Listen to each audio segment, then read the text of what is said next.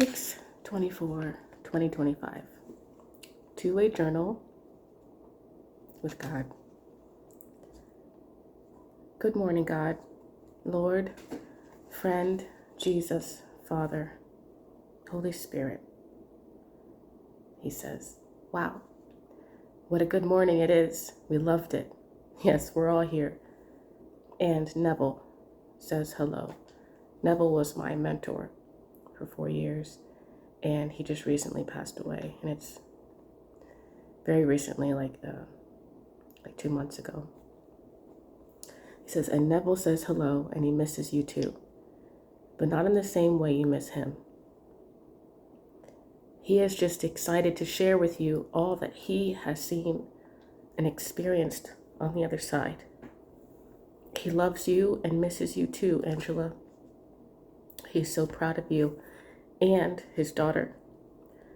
He is so happy that you took her under your wing. There is no one on earth who he trusts with her more than with you. It is exactly as he planned and wanted. I said, I wasn't expecting that. Now I'm in tears. I miss him. My friend, my spiritual father, representative on earth. He changed my life. Dedicated his time, love, counsel for almost 4 years for free. Prayed with me, prayed for me and my family. Loved and believed in my husband and fought hard for him and us in the spirit realm. A man of many hats, a straight shooter who had no time for fluff, yet he was so compassionate and understanding and understood the delicate process of inner healing. When he, with the Holy Spirit's help, would find an area where I was fractured in the soul or spirit, he was so gentle in how he called forward my broken pieces and ministered to them. My journey of healing has been a wild adventure. I could go on. I could just go on about it. God said, then do, please. I said, really? He said, yes, you need someone to share this with. Why not us? And I put a little notes of me crying and sobbing. I was sobbing. They said, don't cry, mon cher, which is my dear in French. I said, I just miss him so much. God said, we know. You know, it's not a sin to miss someone. It's not a sign of weakness. It's not bad or wrong to miss someone. You've been holding back your feelings out of fear of not handling his passing in a mature way. What does that even mean? How can you mourn in a mature way? Isn't everyone unique? Where is the template for you to follow? Everyone goes through what they need to go through in their own unique time. It is a process and it is healthy. No, it is not wrong to mourn. It is necessary. It is a profound spiritual process that brings healing, but also ignites a torch that only that kind of loss can ignite. Some gifts of the Spirit are only obtainable through experience and process, you know. When you lose someone you love, it hurts, but the Lord redeems with the gift that only comes from that kind of loss, you see. He thought of everything. We thought of everything. To partake in the suffering of Christ in any way ignites a new light, a new individual light. To be away from someone you love causes pain and ignites a yearning to be with them again.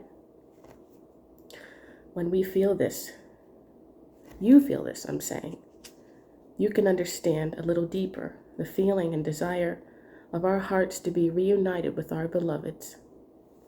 Jeremiah 1:5 says, before I formed you in your mother's womb, I knew you.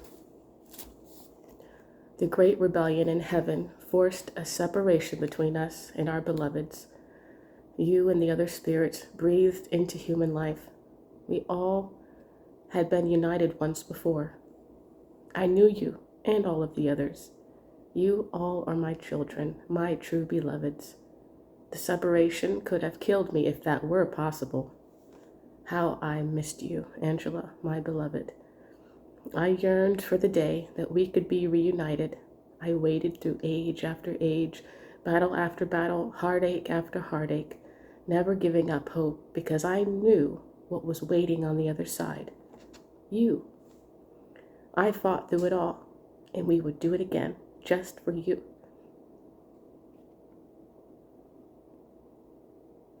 So when you miss someone, it gives the gift, a healing gift of seeing and feeling a little bit of our love for you. Perfect love cast out all fear. Each new layer of learning our love cast out another demon of fear. There are many of them.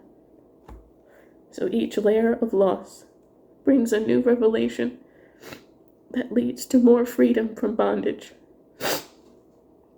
It equips you, sharpens you, and you begin running your race with a new speed and proficiency. It's wonderful, isn't it? I said, yes, Lord. It is so profound. My heart is aching from love now, not just pain. He said, pain is love. Love is pain. The dying of self for others daily. Losing yourself is pain. Losing yourself is not the same as losing your identity.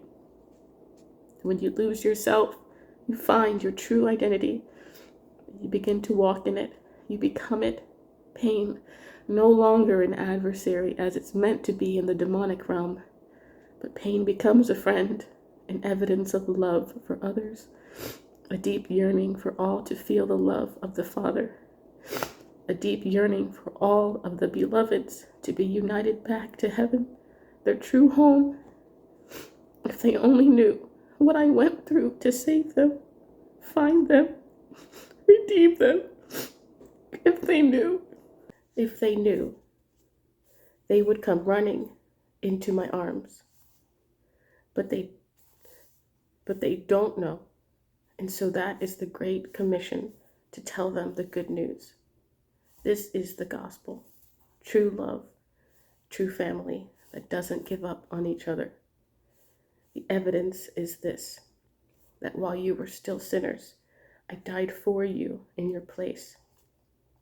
I took on the punishment for every wrong thing, every sin you could have ever done, every debt, all money owed everywhere and anywhere, visible or hidden. I paid the price for.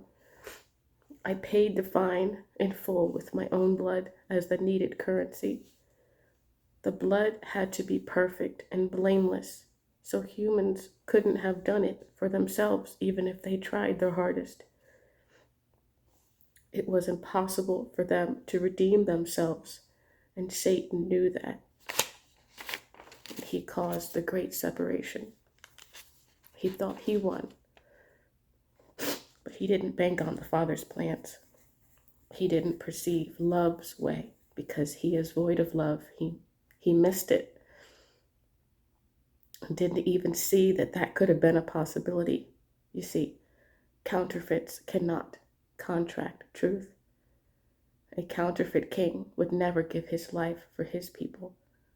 A counterfeit king has no love. But a real king, the true king, is love. You see, Angela, Satan wasn't able to see the plan. He thought he was so smart. He acted out of what he would have done as a counterfeit king because Satan is without love and uses force and violence to conquer. He believed that that's what I would have done to try and defeat him in return. It is why he had me crucified. He was trying to stop what he perceived I was trying to do. He knew it was only a matter of time before I overtook him with what he witnessed as the army I was raising up against him. When the casting of demons came on the scene, it ignited panic into the kingdom of darkness. It is the tangible evidence of who is really in charge.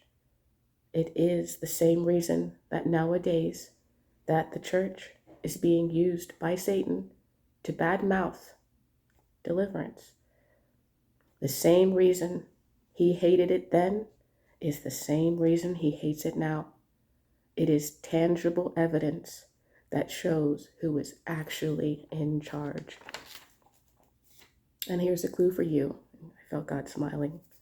He said, it's not him. He killed me because that's what he would have done to stop an enemy. Hook, line, and sinker. He wasn't as clever as he thought, and he is beyond furious that we got the best of him. He nailed the coffin to his own grave. What he meant to kill the king only eternalized his position, with all of heaven and hell witnessing it. It was actually love that held Jesus to that cross, not the nails. He could have come down if he wanted to. He chose the pain of love, the longing to complete his mission of rescue. Once he finished that mission on the cross, heaven could be reunited with the ones who were separated. He couldn't fail. He wouldn't fail. He loved us that much. And so I repeated that. I said, he couldn't fail. He wouldn't fail. He loved us that much. Did my spirit say that? Yes, your spirit reunited. And there was a pause, and I heard, and it feels so good. And I felt a big smile, and I said, Holy Spirit. He said, how'd you know? I said, because you often make human references to make me laugh. He said, yes, big smile. Did you like the twist this morning? I said, yes. I had no idea that the conversation was going to go this way. And they said, we love talking with you. We want you to be excited to talk with us. We don't follow any script. This is real relationship. It's fun, isn't it? Yes. They said, Angela, we want you to share this entry. I said, the whole thing? Yes. We do want you to share this entry. It is the gospel message. So, there you go. God bless you.